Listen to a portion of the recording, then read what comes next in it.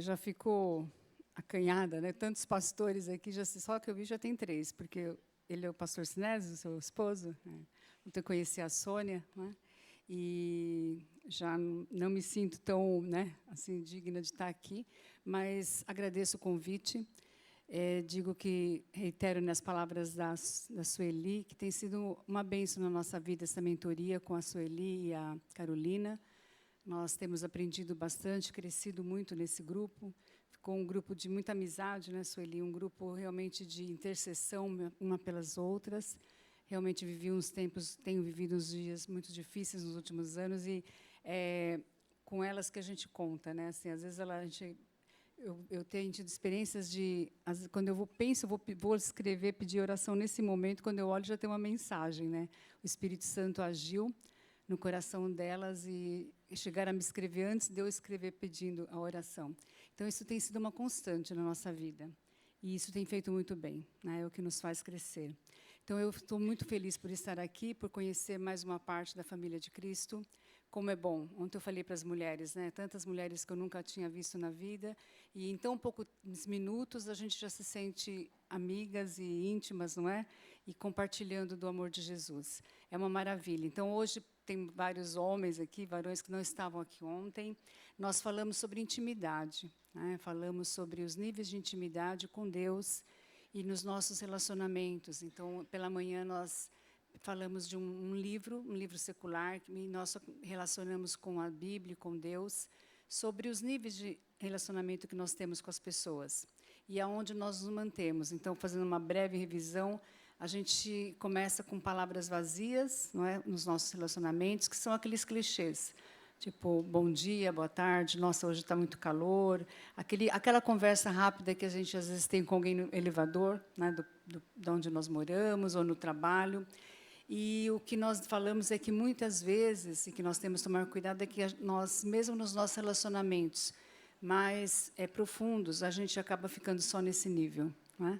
Naquele nível de falar só clichês, né? E, muitas vezes, na igreja também. A paz do Senhor, obrigado, graças a Deus, Deus te abençoe, Deus está conduzindo, Deus está no controle, e a gente, às vezes, não sai, né, desse nível.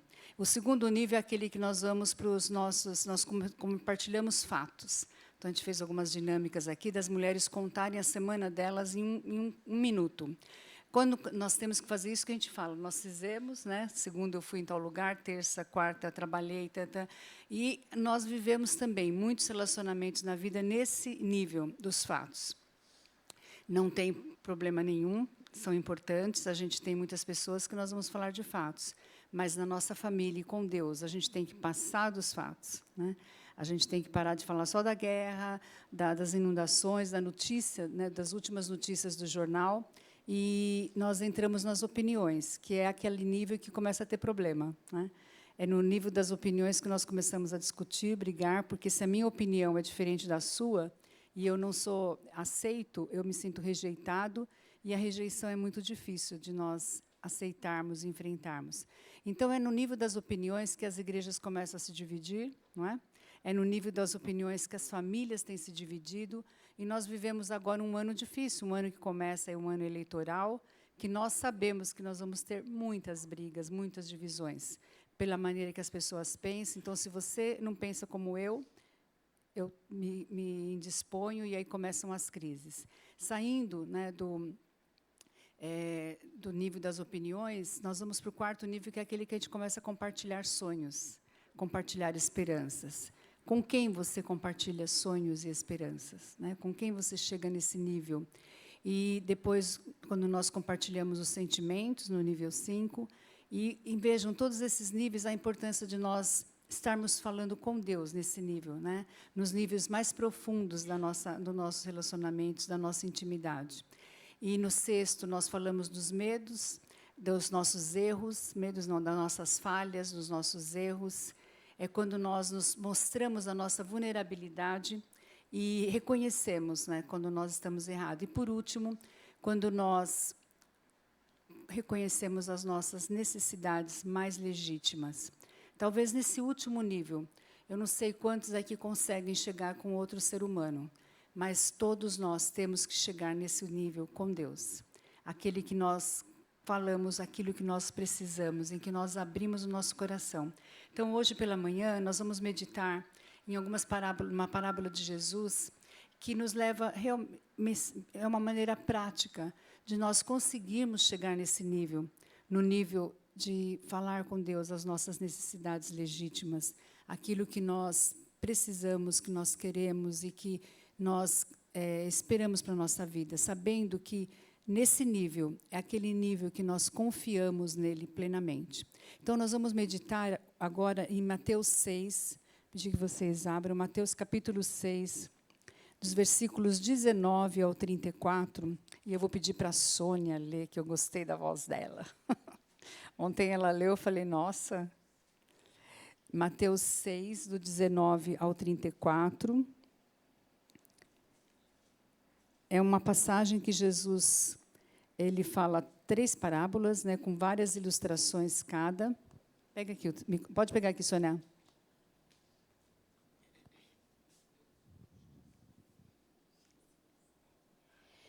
Não ajuntem riqueza, não ajuntem tesouros aqui na terra, onde as traças e a ferrugem os destroem, e onde os ladrões arrombam casas e os furtam. Ajuntem seus tesouros no céu, onde traças e ferrugens não destroem, e onde ladrões não arrombam nem furtam. Onde seu tesouro estiver, ali também estará seu coração. Seus olhos são como uma lâmpada que ilumina todo o corpo.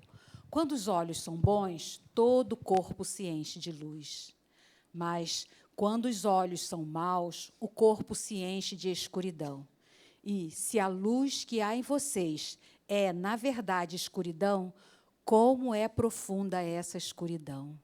Ninguém pode servir a 2 senhores, pois odiará um e amará o outro. Será dedicado a um e desprezará o outro. Vocês não podem servir a Deus e ao dinheiro. Por isso eu lhes digo que não se preocupem com a vida diária, se terão o suficiente para comer, beber ou vestir. A vida não é mais que comida e o corpo não é mais que roupa. Observem os pássaros. Eles não plantam, nem colhem, nem guardam alimento em celeiros, pois seu Pai Celestial os alimenta. Acaso vocês não são muito mais valiosos que os pássaros? Qual de vocês, por mais preocupado que esteja, pode acrescentar ao menos 1 hora à sua vida? E por que se preocupar com a roupa? Observem como crescem os lírios do campo. Não trabalham, nem fazem roupas, e, no entanto, nem Salomão, em toda a sua glória, se vestiu como eles. E se Deus veste com tamanha beleza as flores silvestres que hoje estão aqui e amanhã são lançadas ao fogo, não será muito mais generoso com vocês, gente de pequena fé? Portanto, não se preocupem dizendo, o que vamos comer, o que vamos beber, o que vamos vestir? Essas coisas ocupam o pensamento dos pagãos, mas seu Pai Celestial já sabe do que vocês precisam. Busquem, em primeiro lugar, o reino de Deus e a sua justiça, e todas essas coisas lhes serão dadas.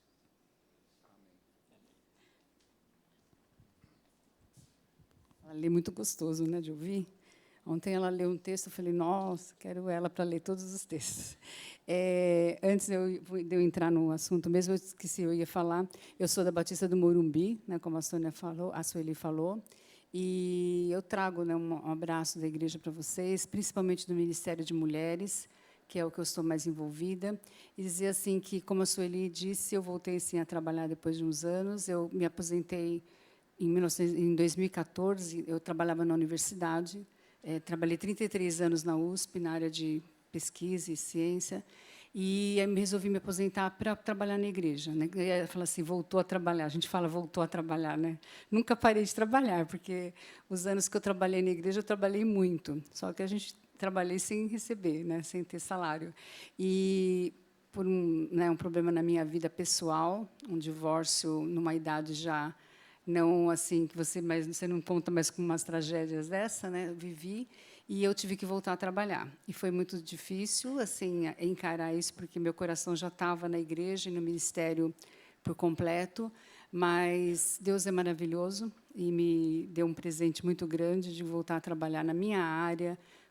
Estou com 63 anos, com 63, 61 anos quando eu voltei a trabalhar e consegui, né, esse emprego, e estou muito feliz lá também, porque eu sei que é lá que Deus está me querendo nesse momento. Se Ele permite, né, que eu passe por isso, Ele abriu essa porta, eu sou muito grata. Mas continuo trabalhando na igreja, eu estou na coordenação educacional da nossa igreja. A gente tem uma escola bíblica que está funcionando com muita alegria, que eu digo isso, né, que está funcionando muito bem. A gente está com uma escola bíblica bem ativa e eu ajudo na coordenação da escola bíblica. E graças a Deus que Deus tem me dado força, né, para trabalhar o dia inteiro e de noite me dedicar às coisas da igreja ainda. E eu agradeço a Deus por isso. E saber que, como nós vamos falar, nada na vida da gente acontece, né, sem sem Deus transformar as tragédias, as derrotas da vida em coisas que cooperam para o nosso bem, como fala em Romanos, né, 8, 28. Então, realmente, eu vejo isso, Deus cooperando, as coisas sendo transformadas por Deus de derrotas em vitórias na vida da gente. Bom, esse texto que nós lemos, eu não sei se aqueles que já leram várias vezes, veem que Jesus fala várias parábolas aqui, né? São várias parábolas e que a gente pode até ler e pensar em cada uma individualmente. Mas, quando a gente chega nesse último versículo, buscai primeiro o reino de Deus, busquem, pois, em primeiro lugar o reino de Deus e a sua justiça, e todas essas coisas serão acrescentadas a vocês. Portanto, não se preocupem com o dia de amanhã, pois o amanhã trará as suas próprias preocupações. Basta a cada dia o seu próprio mal. Nós vamos começar pelo esse último versículo, né? Porque quando nós analisamos esse texto, e a maneira que eu analisei, a gente vai vendo que todas as parábolas que Jesus conta, do versículo 19 ao 34, elas estão caminhando para esse final. Tudo que Jesus vai colocando é para chegar no final e falar, olha, busquem primeiro o reino de Deus. E também, de acordo com o que nós vimos ontem, todo o nosso nível de intimidade com Deus. À tarde, nós falamos sobre a visão de Ezequiel, no capítulo 47, quando o anjo de Deus manda ele ir andando 500 metros, 1000 côvados, e cada vez chegando mais na profundidade. E nós entendemos que, quando nós estamos a nado, que é o nível mais profundo das águas, nós estamos plenamente nas mãos de Deus e na confiança de Deus, confiando em Deus. Então, esse texto tem muito a ver com isso. Quando nós buscamos, em primeiro lugar, o reino de Deus, todas as coisas, e essa é uma certeza que nós temos, e é uma certeza que nós temos que ter. E para chegar nesses níveis de profundidade mais altos com Deus, como nós falamos ontem, somente com essa confiança, somente buscando o reino de Deus em primeiro lugar. Então, para chegar nesse versículo, Jesus conta parábolas lindas, que nós conhecemos, que nós já ouvimos muitas vezes. A primeira, ele começa no versículo 19, como a Sônia leu, e ele fala, não ajunteis tesouros na terra, onde a traça e a ferrugem os consomem, e os ladrões invadem e roubam. É uma parábola com 3 ilustrações. 3 ilustrações numa única parábola. Jesus está falando aqui, ele usa, a primeira ilustração é a da traça, a segunda ilustração que ele usa é a ferrugem, e a terceira, os ladrões. Quando Jesus fala da traça, para eles tinha um significado muito importante. Uma das formas de riqueza daquela época no Oriente eram as vestes, né? Vestes ricas em geral, vestes muito que demonstravam a riqueza da pessoa, o poder da pessoa. Diferente de hoje, que às vezes pela roupa a gente não consegue diferenciar tanto, né? Ainda tem um pouco, mas a gente não. Existem pessoas com muita condição financeira se vestindo extremamente simples e ao contrário também, não é? Mas naquela época a roupa tinha uma ligação muito grande com o poder econômico. E Jesus usa essa ilustração que a traça um animal tão pequeno, tão insignificante, mas que vai corroendo aos poucos, e a traça destruía essas roupas. Eles não tinham outros métodos, talvez, de conservação, e essas roupas, muitas vezes bordadas a ouro e prata, eram destruídas pelas traças. Então, Jesus está mostrando aqui algo que muito lentamente, muito insignificantemente, pode destruir riquezas, pode destruir coisas que nós valorizamos muito. A segunda ilustração que Jesus usa é a ferrugem, que também tem o poder de tornar as coisas sem valor, né? Então, aqui, a gente não tem que pensar só na corrosão de metais preciosos, né, do que os orientais também se orgulhavam tanto. Mas a gente pode pensar na deterioração de todos os produtos perecíveis da vida. Tantas coisas que são perecíveis e que nós damos valor e que podem ser destruídas, sim, pela ferrugem, né? Então, vejam, essas duas ilustrações, a ferrugem, né, e a traça, elas estão falando de destruições de valores do externo para o interno, não é? Então, a traça começa a corroer por fora, a ferrugem começa a estragar por fora. São ilustrações que Jesus mostra para falar de deterioração daquilo que está no exterior para o interior. Aí, Jesus fala dos ladrões, né? Então, Jesus é um reforço da advertência de Jesus para aqueles orgulhosos, né, de acumulações na terra, de acumulações terrenas. Mas aqueles que acumulam na terra, mas não são ricos para com Deus. Então, para o oriental também, o tesouro, eles tinham tesouros e eles enterravam. Eles não tinham bancos, eles não tinham locais como nós temos hoje, né, para guardar o nosso dinheiro. Eles enterravam o dinheiro. E os ladrões, naquela época, eles cavavam os buracos para tirar esse dinheiro. Então, essa figura de linguagem de Jesus, como todas, né, quando ele falava, era muito fácil deles entenderem. Era muito fácil, porque era algo do cotidiano deles. Então, vejam, a traça e a ferrugem, elas estragando algo perecível, uma roupa, um metal, e os ladrões roubando algo que não era perecível, que era o dinheiro deles, aquilo que eles tinham guardado. Juntos, nós vemos, então, esses três silenciosos, né? São silenciosos destruidores de riquezas, né? Aquilo que ataca, mas que são grandes ladrões. No final, são ladrões importantes, mas que agem, né, na escondida, agem no silêncio. E eles descrevem para nós a tolice de nós acumularmos bens terrenos para o próprio bem. E aí Jesus vai nos exortar, no versículo 20 e 21, dizendo: mas acumulem tesouros nos céus, onde a traça e a ferrugem não destroem, e onde os ladrões não arrombam e nem furtam. Porque onde estiver o seu tesouro, aí também estará o seu coração. Então, Jesus está caminhando com um raciocínio, está deixando claro que nós não devemos juntar tesouros na terra, e a gente sabe que Jesus não está falando só de bens materiais, né, de dinheiro, mas de tudo aquilo que nós idolatramos, tudo aquilo que nós adoramos.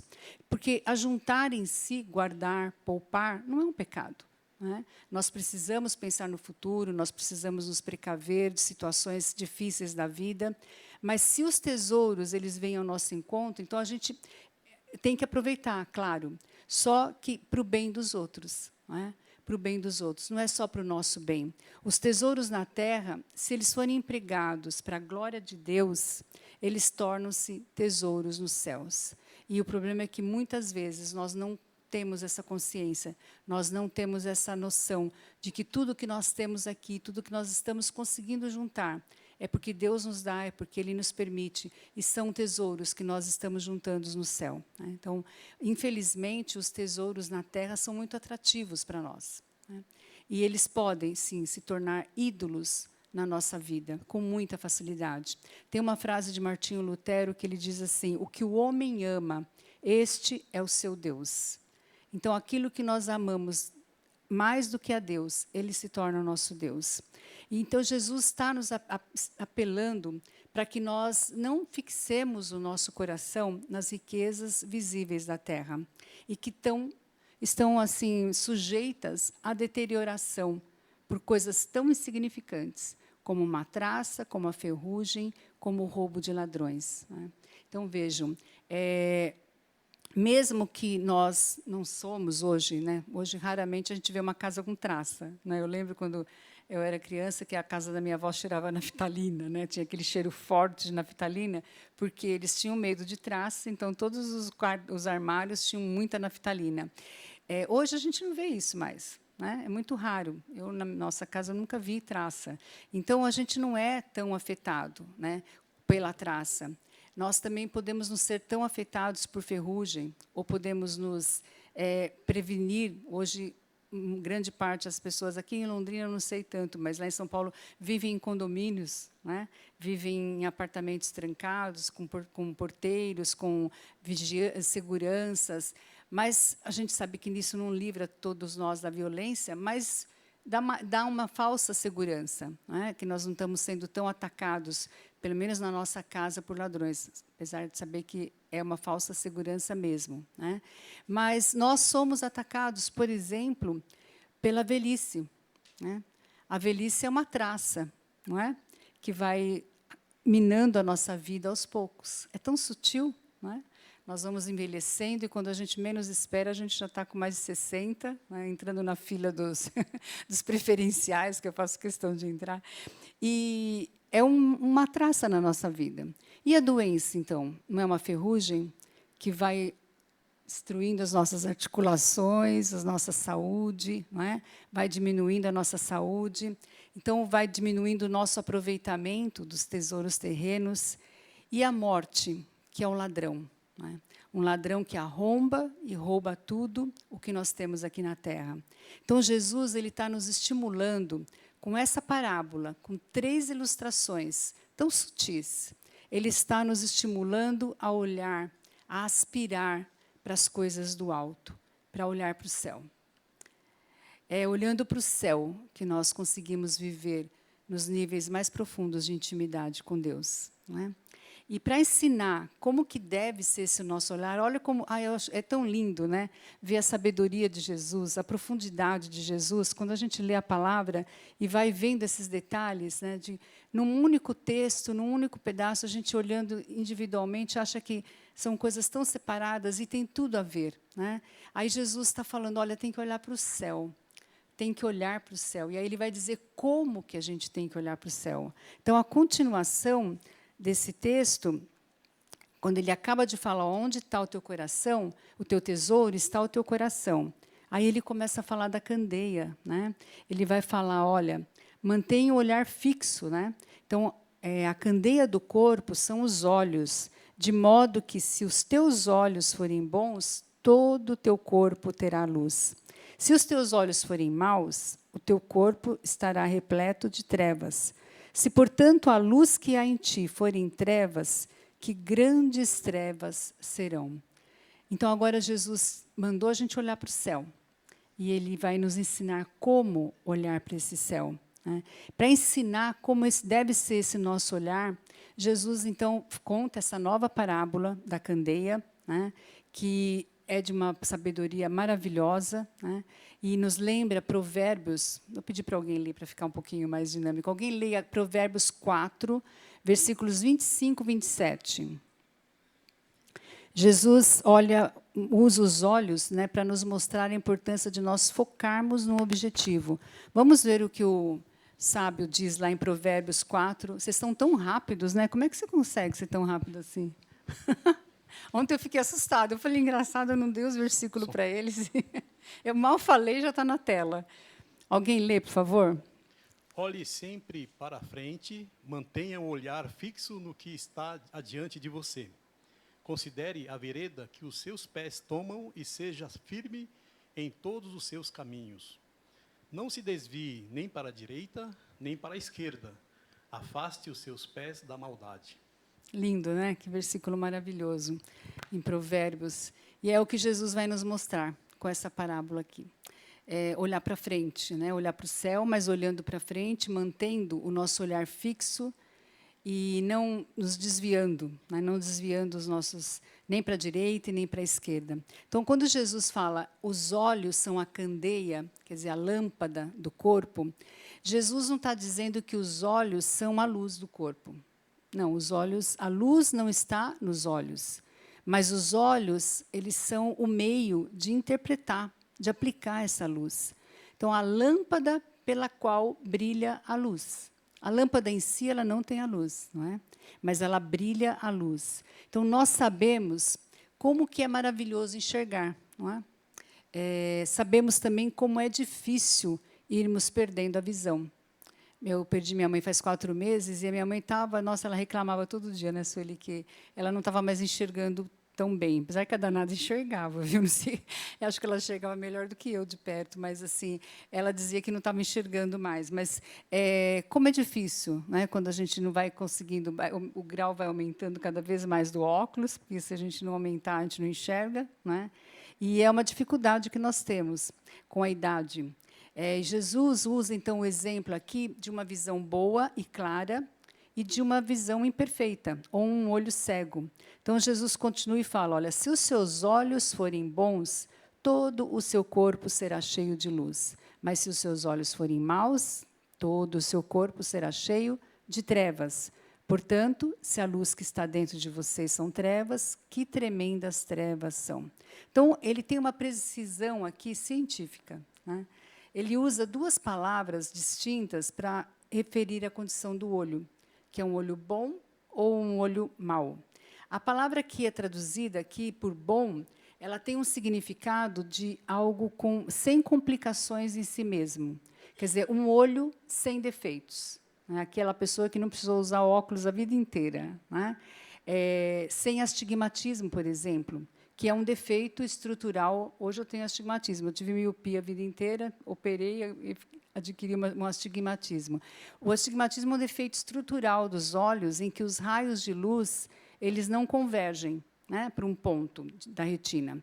Então, Jesus aplica um defeito óptico, né, para a nossa visão espiritual.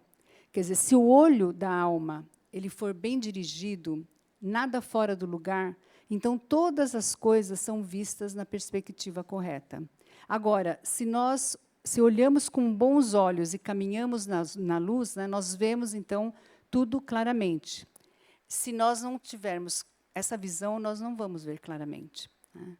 Então, com uma visão boa, nós vamos ver como o simples desejo de servir e agradar Deus em todas as coisas vai fazer com que o nosso caráter consista em brilho, em brilhar. E é o que Jesus está falando. Né?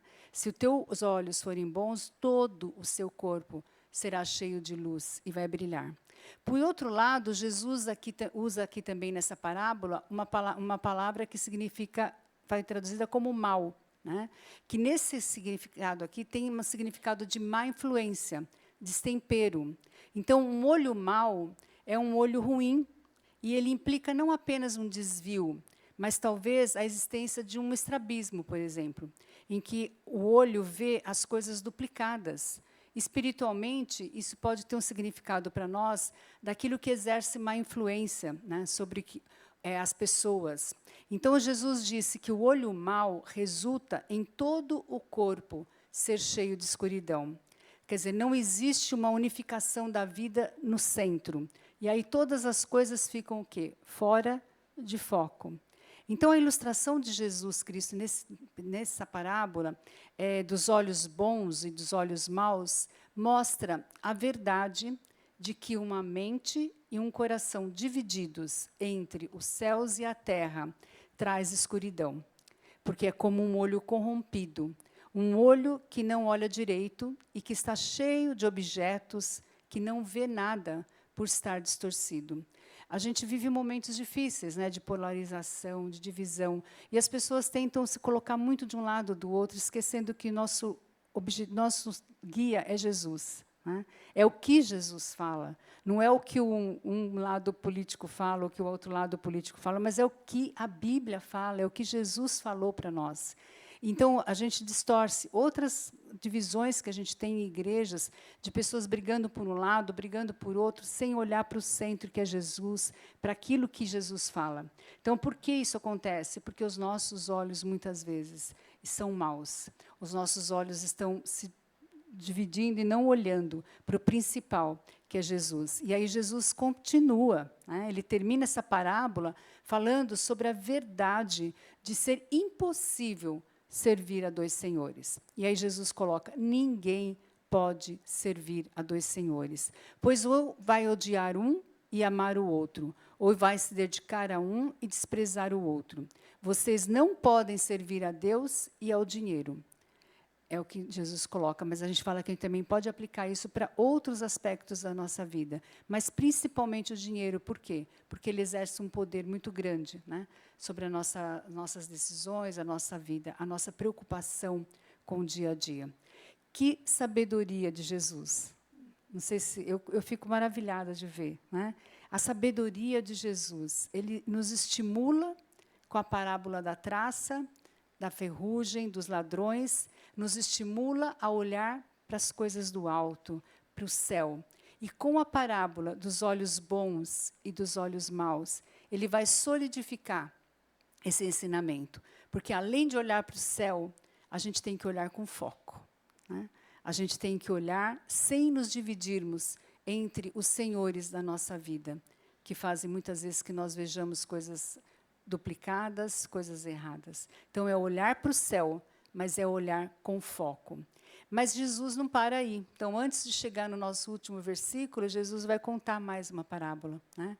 Jesus segue com a parábola dos pássaros e dos lírios. E o começo desse trecho, ele se liga à sessão anterior, né, à parte anterior, porque ele nos dá duas grandes lições: que o serviço de Mamon, né, do dinheiro, ele sempre nos envolve em ansiedade. Não é verdade? A gente tenta analisar o que mais traz ansiedade na vida. Pode ter certeza que a grande maioria de nós é com o que nós vamos viver amanhã, né? É a nossa situação. Se a situação financeira, muitas vezes as pessoas se perdem, as pessoas entram em depressão por situações difíceis. E Jesus nos mostra também a ligação que ele faz com uma parábola e a outra, é que toda ansiedade em si mesmo é um serviço de Mamon. Então, a ansiedade, ela está ligada com essa nossa preocupação, né, com as coisas terrenas. Então, todo medo e cuidado desgastante é uma evidência da falta de fé, não é? Na soberania e na suficiência de Deus. Nós não conseguimos, muitas vezes, viver nos níveis mais profundos de intimidade com Deus por causa da nossa falta de fé na soberania dEle, no poder, na suficiência dEle. Então, toda ansiedade, em si, ela já é supérflua. E eu digo por experiência própria, né? Já que Ele cuida da gente, né? Ele provê tudo o que nós precisamos.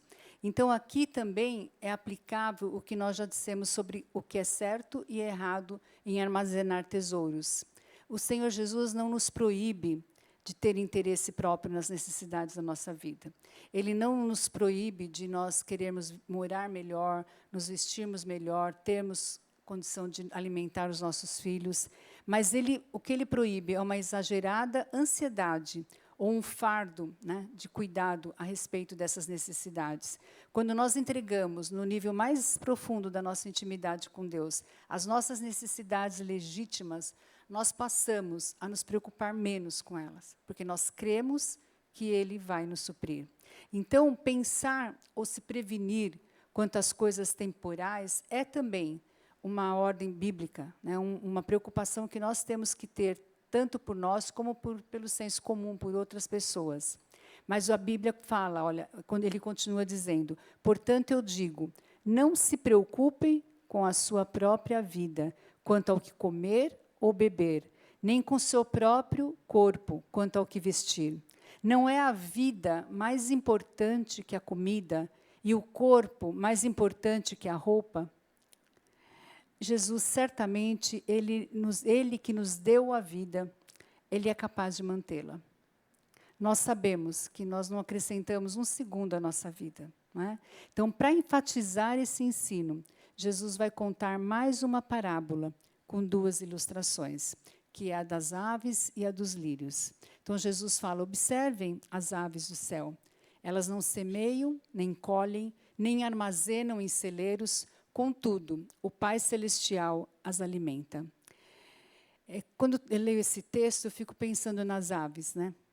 Como é extraordinário nós pensarmos que elas não têm capacidade de pensar, de planejar, armazenar em estoque aquela quantidade de comida necessária. Eu fui ver que um pardal, ele come um alqueire de milho em 12 meses, olha só. E não falta, né? E não falta.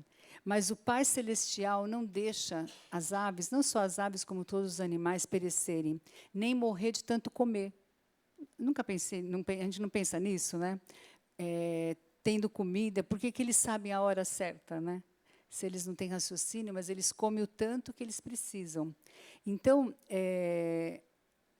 eles não morrem, né, de tanto comer, mas comem o necessário, né?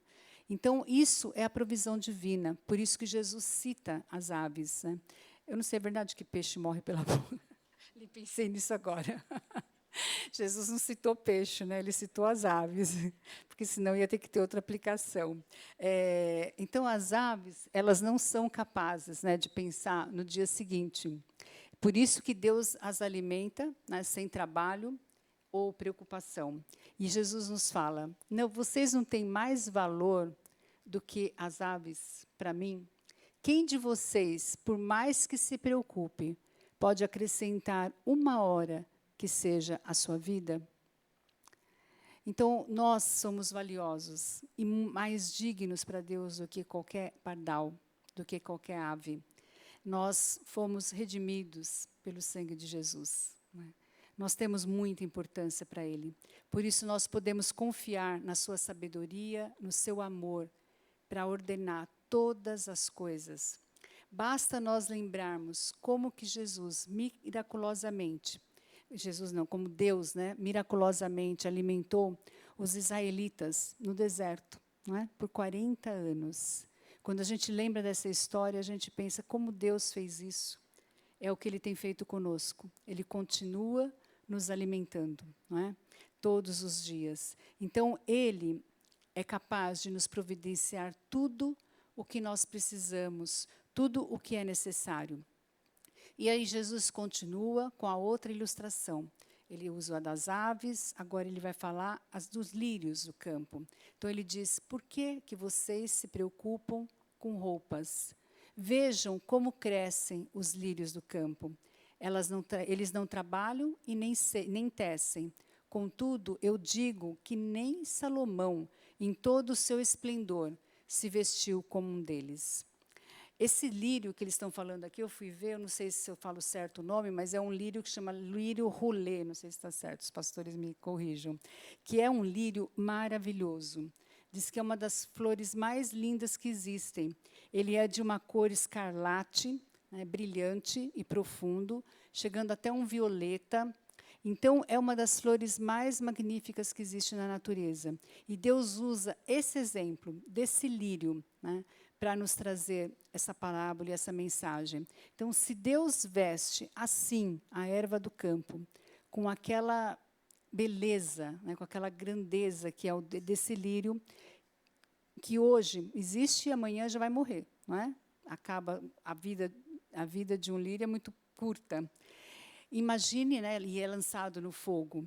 Será que ele não vai vestir muito mais a nós, né, homens de pequena fé? Portanto, não se preocupem dizendo o que vamos comer, ou o que vamos beber, ou o que vamos vestir. Pois os pagãos é que correm atrás dessas coisas, mas o Pai Celestial sabe que vocês precisam delas. Vejam, essas flores, elas crescem numa região agreste,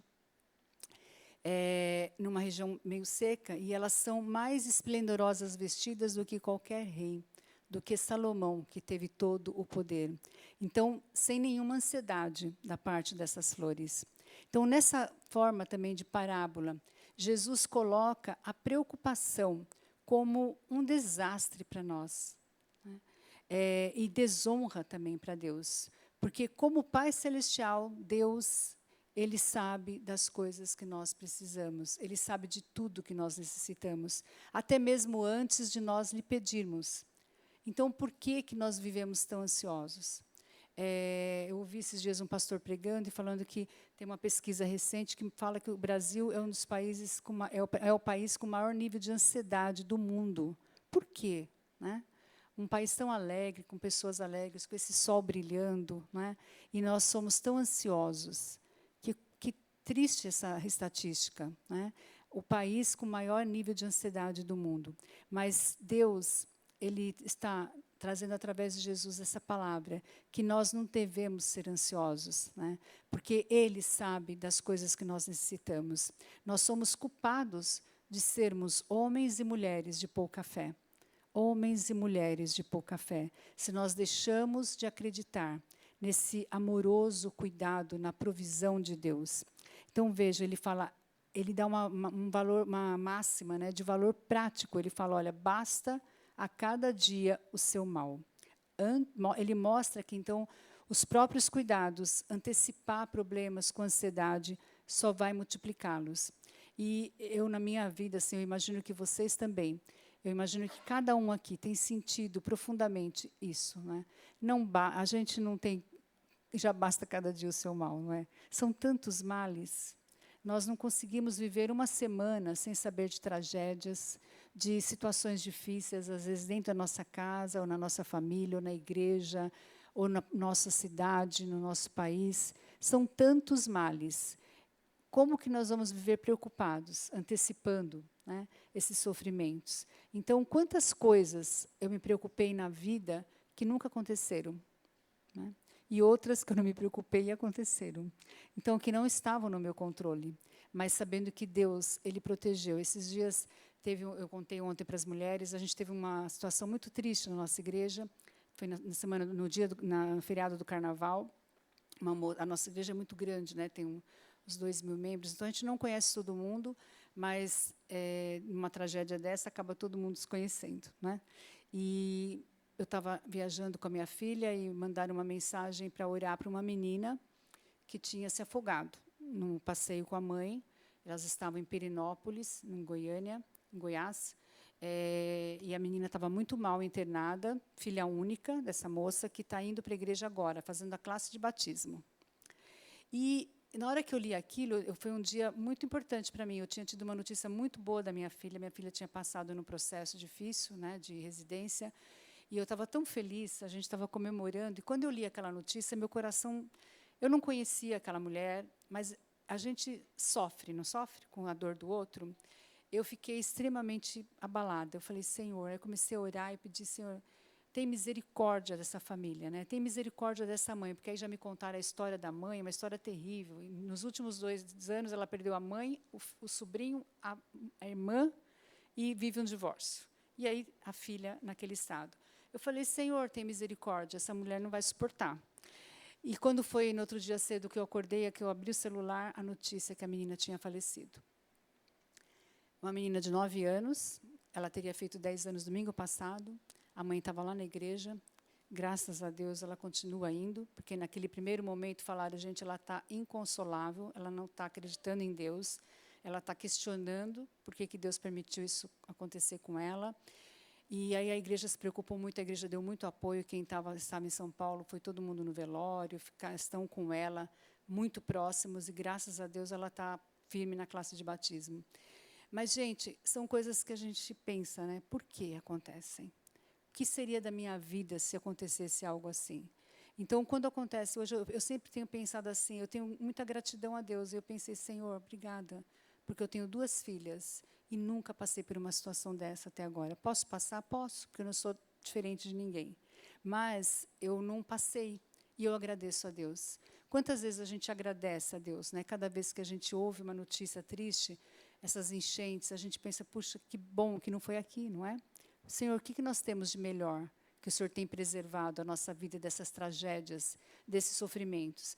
Eu tenho tentado pensar muito dessa forma, quando eu escuto notícias tão tristes, porque o coração da gente sofre, né? O coração da gente dói com a dor do outro. E agradecer a Deus, porque essa dor nós não passamos, passamos outras, né? Mas essa dor nós não passamos, mas também sabendo que nós, não somos nós, que não é porque nós somos melhores, não é porque nós temos qualidades, né, para nos fazermos não passar por isso. Então, saber que nós não acrescentamos um dia. Essa menina estava com a mãe numa cachoeira, a mãe escorregou, ia caindo, a menina com 9 anos tentou segurar a mãe. Nisso a mãe se levantou e a menina caiu entre 2 fendas. E depois passou até na televisão, eu assisti o vídeo, é horrível. A garota caiu dentro da fenda, ficou, ninguém conseguia tirar, e ela afogando. E quando tiraram, ela já estava desacordada, fizeram ressuscitação, mas depois ela não sobreviveu.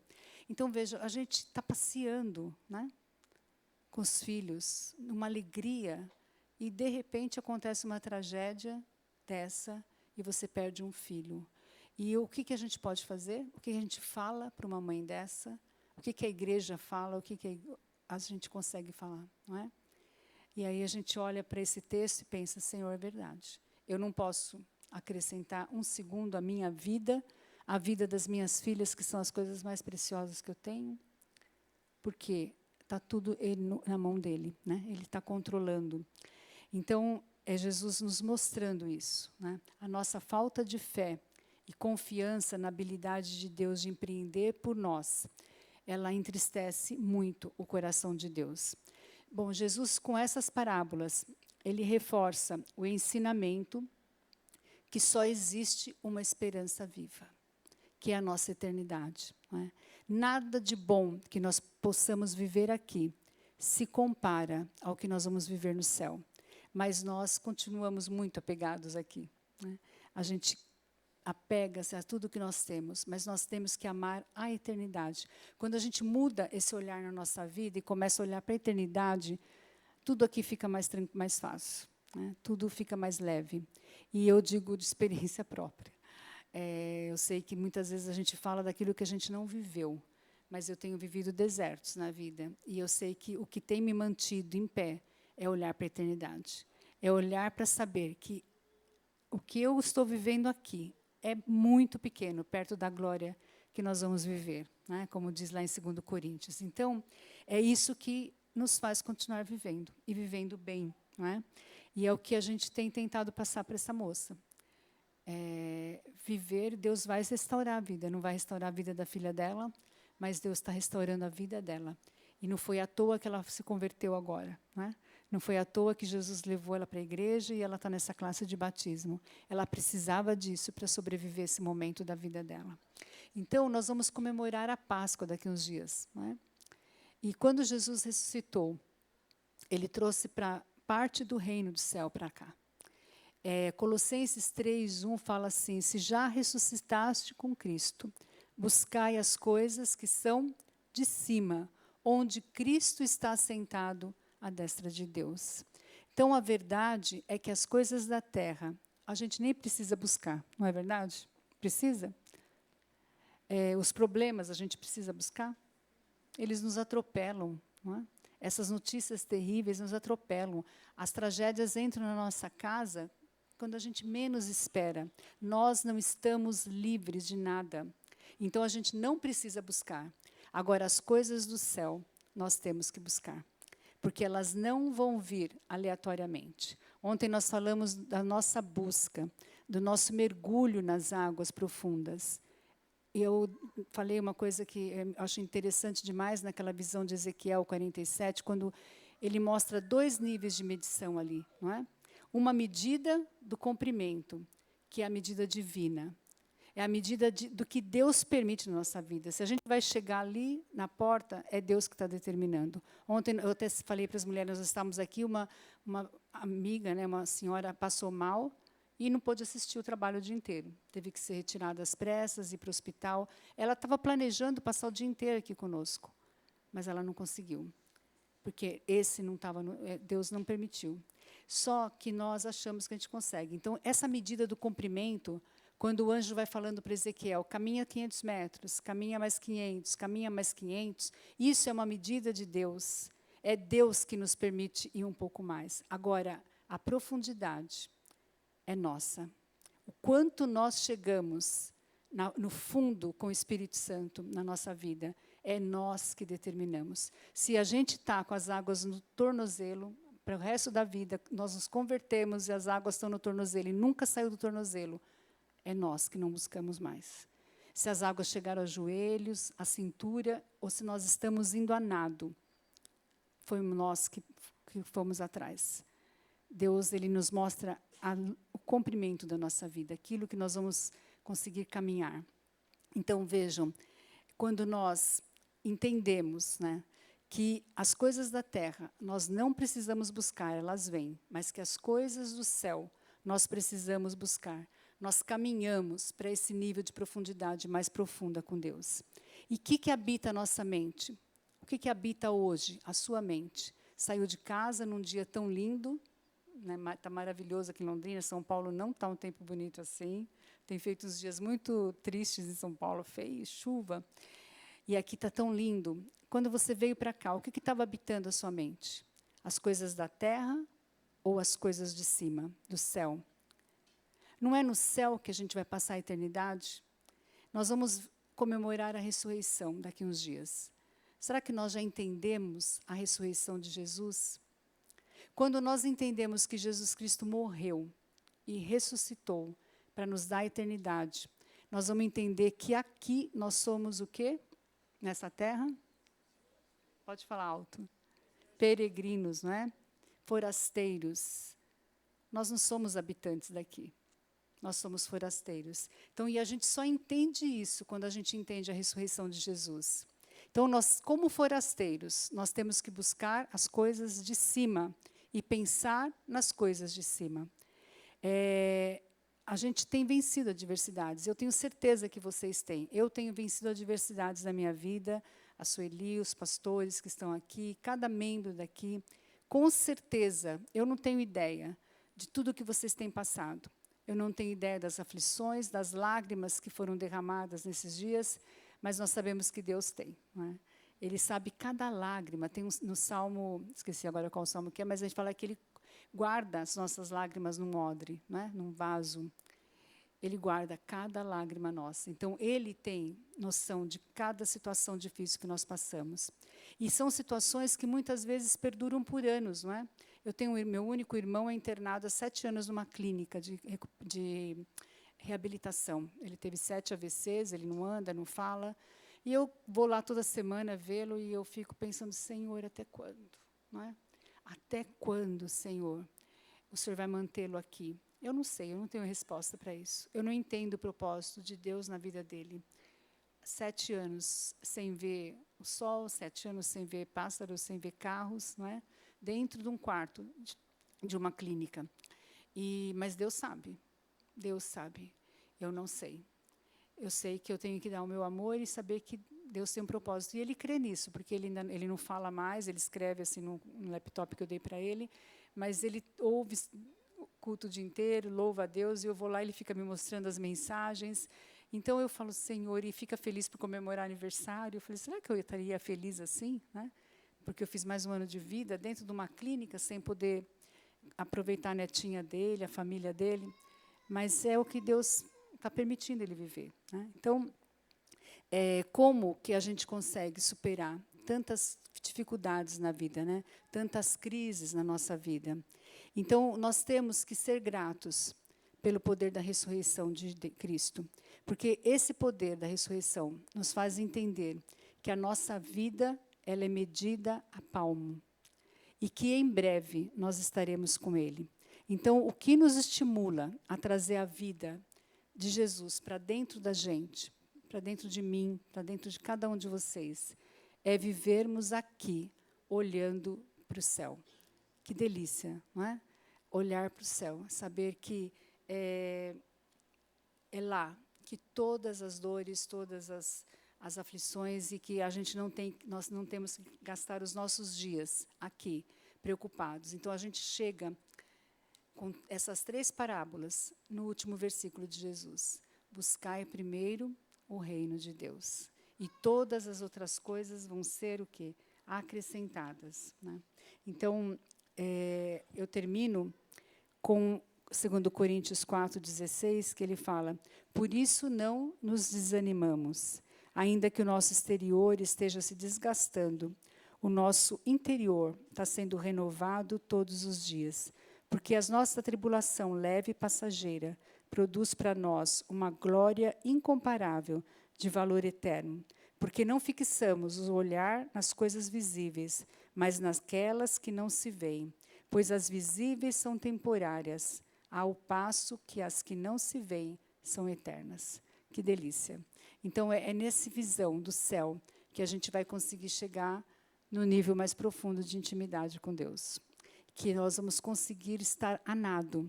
Ontem as mulheres receberam um folheto, né, que eu coloquei uma mulher a nado na capa. É isso.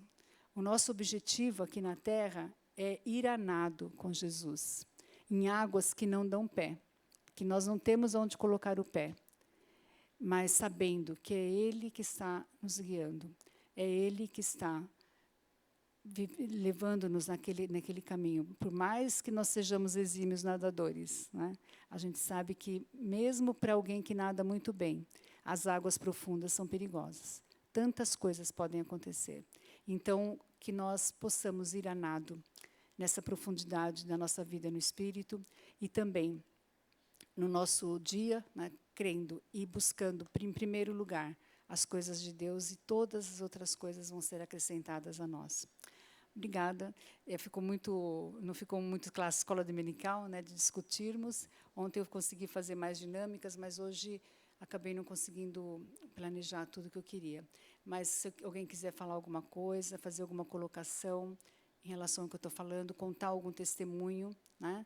Às vezes, alguma coisa que aconteceu essa semana, que você quer pedir oração, ou que demonstra, né, esse olhar para o céu e essa preocupação que muitas vezes é desnecessária, eu queria que alguém falasse, né, fizesse alguma observação. Alguém quer? Ontem eu estava conversando com uma moça, ela não está aqui hoje, né, que está passando por um problema difícil, e algo que foge um problema numa escola, de uma criança que perdeu a vida. Que difícil, né? Veja, ela sofrendo tanto por algo que, com certeza, ela não tem culpa, né? Sendo acusados, sendo processados, e algo que foge ao controle, não é? Então, vamos orar pela Denise, né? Pela situação que ela está vivendo, que é bastante difícil. Eu imagino como está o coração dela, o coração da escola, e tantos outros. Alguém quer falar? Outra?